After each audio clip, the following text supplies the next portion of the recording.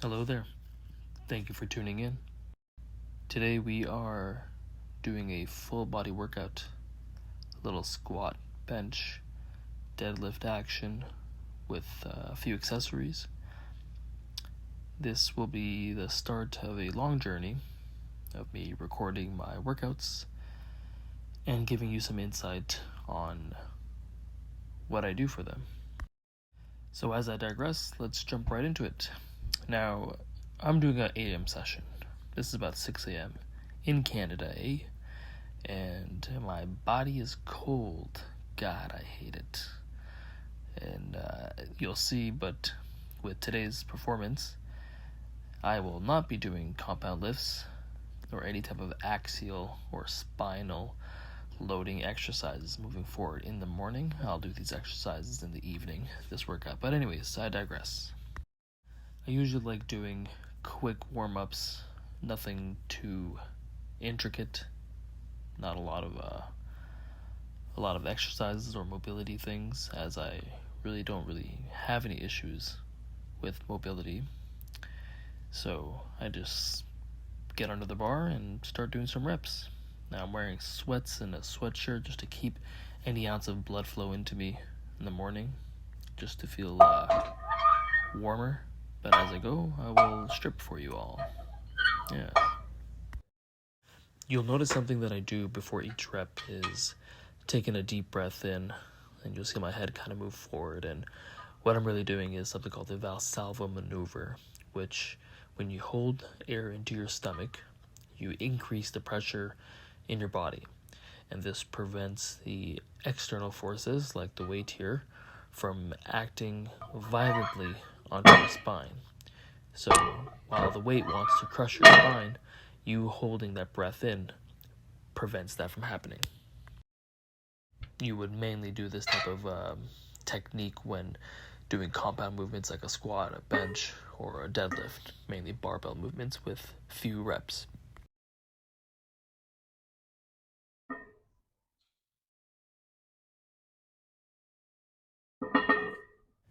And feel free to give a thumbs up for little weights ASMR in the gym. Metal weights clanging sounds so good. Anyways, here I am contemplating about how terrible the performance is so far. The weight is moving very slow, and I could tell that from even just the 2 plates. It seems to move quickly, but it felt bad. And I missed the set. I forgot to press record for the 3 plates, but here's 2 plates and a quarter. It's supposed to be my kind of gauging how heavy I want to go or how my performance will be, but as you can see here, it didn't turn out as I wanted it to.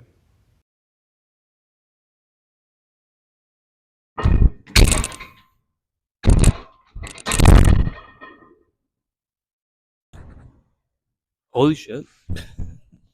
Yep, there it is. I almost died. Now, just last week alone, I hit 385, so that was 365. I hit 385 for a set of 3, and then a set of 2 as a back off. And that 365 felt heavy, which definitely should not have. But it happened. Anyways, here I'm actually discussing about phasic training and the truth behind it. Some people like to think that I'm doing a deload phase, or rather that it's important to have a deload phase or a muscle building phase or a strength building phase, and realistically, all that is not really necessary. If you train with the right amount of intensity, giving yourself adequate rest in between each workouts per body part, you don't need to deload, and you could build muscle and strength at the same time. You just gotta keep your volume low and the weight heavy, and you can do both at the same time. You're all good. The idea behind proper programming to build muscle and get stronger is behind doing the bare minimum that you need to stimulate growth, not create fatigue. Anyways, moving on. Here we have the bench press, flat hammer press. So I've never been a fan of bench pressing. I've always sucked at it, actually. and I never took the time to really hone in on my bar path or my technique. I understand the basics, I can do the basics, and I can teach the basics, which is about keeping your chest as upright as possible, keeping your back as tight and engaged as possible, and your feet firmly into the ground, and we'll go through that as we watch these sets. I can't recall what exactly I was talking about, but something along benching, I guess. Insert benching sounds. One thing you'll notice I do often is I take a look at my hand positioning, my grip, just to make sure I'm not too far out and not too far in. As I said, I don't have the best feelings for bench. Something that tends to be overlooked in benching form is your leg drive, or rather your feet positioning. You want to make sure that your feet are in a specific spot that allows you to push your feet into the floor. This is similar to the Valsalva Maneuver, where it helps you create stability, which makes it easier to focus on just the task at hand, which is to press with your hands. One thing to think about is something I like to call a power leak. If a particular body part is not as stable as it can be, that would be a weak link, or rather where your power can escape and cause you to not perform as well as you'd like to perform. Now, this whole idea of a power leak is it's a very physics type of topic. Now, movement is not caused by the thing moving, but rather energy transferring between atoms. Now, when we walk, you don't walk by your legs really picking up. You walk based off of your legs creating force and pushing into the ground, and the ground reacts and pushes force back into your foot, which allows your foot to leave the ground. The more force you can put into the ground, the more force that's pushed out into you, allowing you to either jump higher or move faster. Let's conduct a little experiment. Place your hand on a wall. Now lift it without pushing into the wall as fast as you can. Yeah. Anyways, here I go for a 270 PR on the flat hammer press. The previous week I did 250 for one, and that was heavy.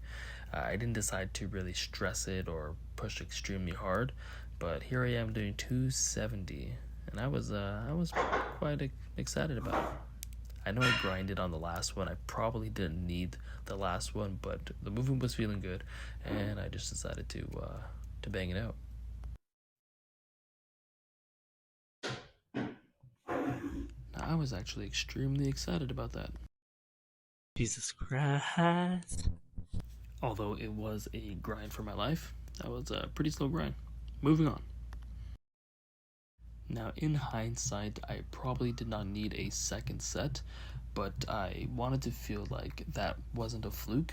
Even if I just got one rep on the second set, I would have been happy, but I got a second one. Feeling pretty good about myself. Pretty good. Until deadlift. My choice of the deadlift is a sumo deadlift. Now, typically, people start off with the conventional, and then they just, for whatever reason, decide to switch to sumo. Now, when I first learned about deadlifting in general, I did it for maybe 3 weeks, maybe 4, and then my back was not feeling good. One day in the gym, I decided to, what would happen if my hands were inside my legs instead of outside? And it felt amazing. So I was like, okay, well, I'm just going to do this from now on. I didn't really understand the difference between sumo and conventional deadlifting. It just felt better, and I did it. In fact, my first influence on deadlifting was conventional, but for whatever reason, I just decided to put my feet out and keep my hands in, and it felt good. So, yeah. The question I get asked frequently is, should I do conventional or should I do sumo? Really, I always try to convince everyone to do conventional if they can, or rather if it looks good, because it just looks badass. Sumo deadlifting doesn't really look that good to me. It just feels good to do for me. But for anyone else, I always implore them, hey, try the conventional first. get your chest up as high as you can. If you don't feel any stress in your lower back, then just stick with the conventional. It just looks so much cooler. And similar to the squat, I'm just contemplating at how bad this is moving because, again, last week it flew up. It was easy. I went up to 475 for a set of 3. And here, 4 plates felt like a ton of bricks. I go up to 455, and I pretty much just stop there. Another day I'll discuss about strap usage and hook grip and different grips to use on pulling exercises, but for now I am tired and ready to hit the sack. Anyways, here's this garbage lift. Wasn't too happy about it. Oh my god, wow.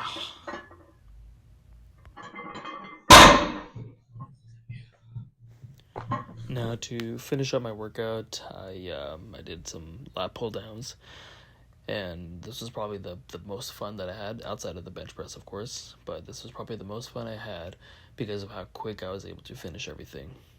But in one breath of me explaining what I'm about to explain, I pretty much finished all my warm-up sets. For most accessory-based movements or single-jointed exercise, machine exercises, I probably finish warm-up sets within 3 minutes. I don't really take a break in between them. I do about 10, 8, and then 6 reps just to get the blood flowing, just to get the movement, kind of really just warm up my body. And then I take a longer rest for my first working set. Usually that rest is about 2 minutes, which this is my last warm-up set here. Recently now with the lat pull downs, leaning back has felt a lot better. I'm definitely, of course, able to lift more weight, but I'm also able to feel it more in my lats, which kind of reflects a recent study showing that leaning back a little bit and not being super upright on a lat pull down or even a chin up can actually target the lats a little bit better. Not that I'm totally focused on that. I just feel that I'm a lot stronger with leaning back, and I still don't have to use so much momentum, as well as I'm feeling a lot more in my lats. Now, just to wrap up the video, this is me just taking a rest, one of the 2-minute rests between working sets, reflecting on how crappy I felt the workout was. But no injury happened. I did what I came to do. I hit a PR on my bench press, so I'm still happy overall about everything. And just to wrap things up, I will be posting more and having a bit more fluid flow on the voiceovers, and more to come. If you have any questions, just drop them below and I will answer them.